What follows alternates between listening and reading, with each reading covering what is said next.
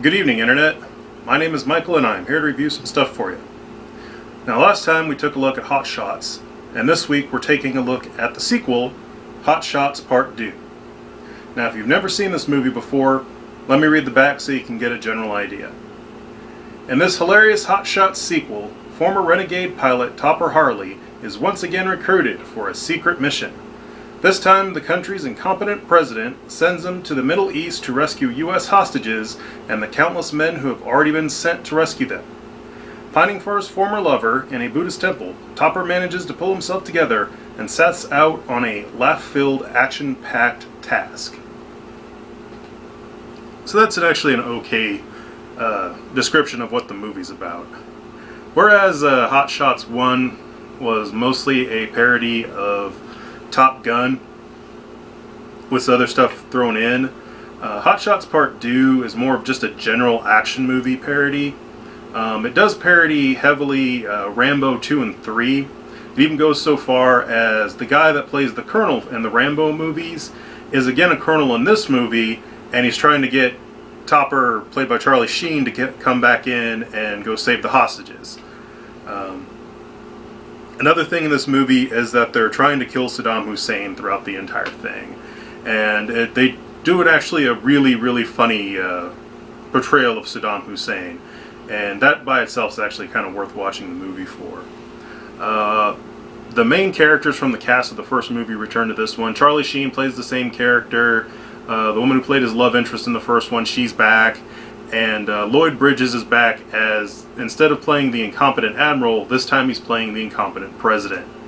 And he does a really good job as an incompetent president. All the scenes he's in, much like in the first one, he steals. As far as the general plot, it's pretty much standard action movie fare.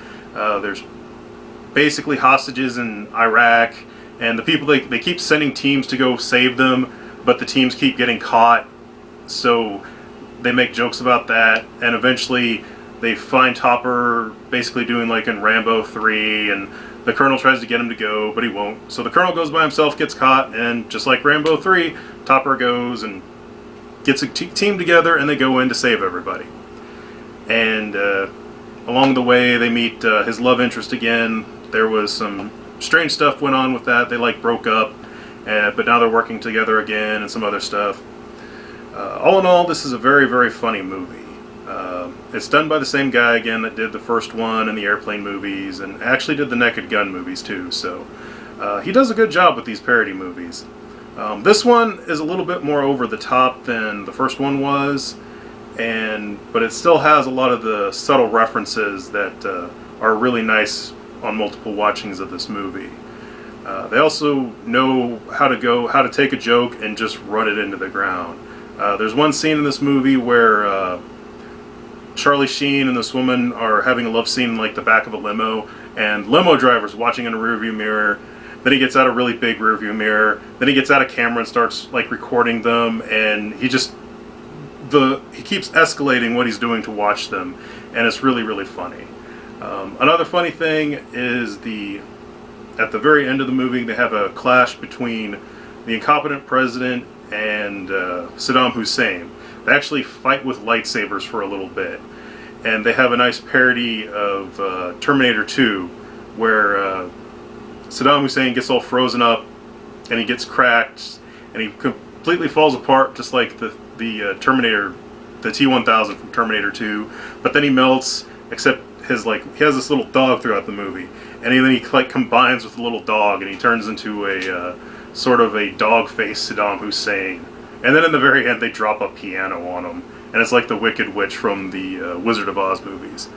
So, yeah, spoilers, I guess. Anyway, this is a very, very funny movie, and I do highly recommend you watch it.